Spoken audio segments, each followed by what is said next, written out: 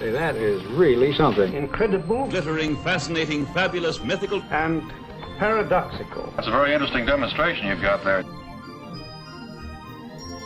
You have to have some knowledge of science. So that's the point. From the Department of Things Weird and Wonderful, a long-standing mystery solved. How owls rotate their heads 270 degrees on the horizontal axis, and they can actually tilt their heads 180 degrees on the vertical. Fabian de Kock Mercado is a scientific illustrator at Howard Hughes Medical Institute, and an owl enthusiast. Oh, I love owls very much. Absolutely. He's an owl freak. And that's his partner on this study. So I am Philippe Gaillou. Gaillou is the director of interventional neuroradiology at the Johns Hopkins Hospital. And before we go any further, you have to see this.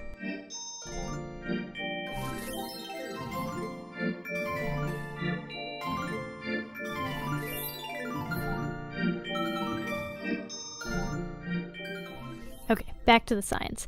It was already known that owls have double the number of vertebrae in their necks than we do, and more segments gives them more flexibility. But the unsolved mystery was this. Why are there not hundreds of owls lying on the forest floor with a stroke? Even if I had enough bones to turn my head like this, I'd damage an artery in my neck, and that leads to the risk of having some blood clot formation and then a stroke from that.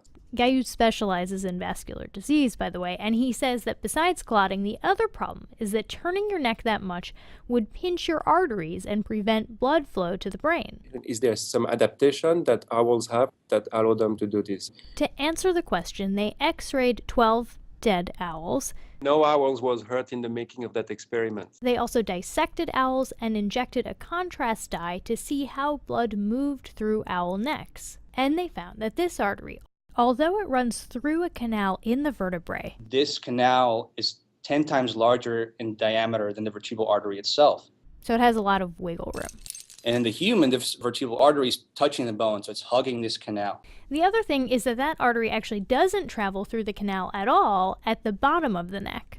That additional amount of slack prevents any vessel damage. Plus, the other arteries, the carotids, don't stretch because they are in fact in the axis of rotation. So that covers the protection of the vessels. Now to the second part, which is supplying blood to the relatively large head. To understand how the blood flows, the researchers injected dyed fluid into the arteries of the owls, rotated their heads, and then took x-rays.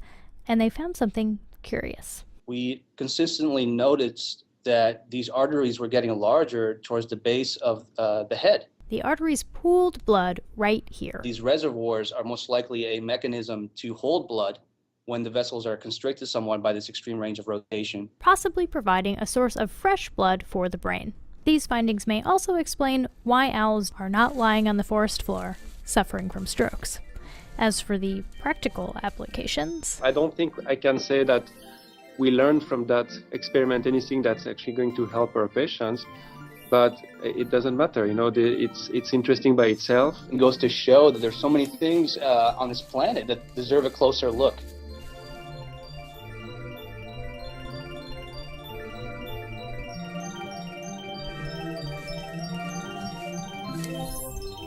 For Science Friday, I'm Flora Lichtman.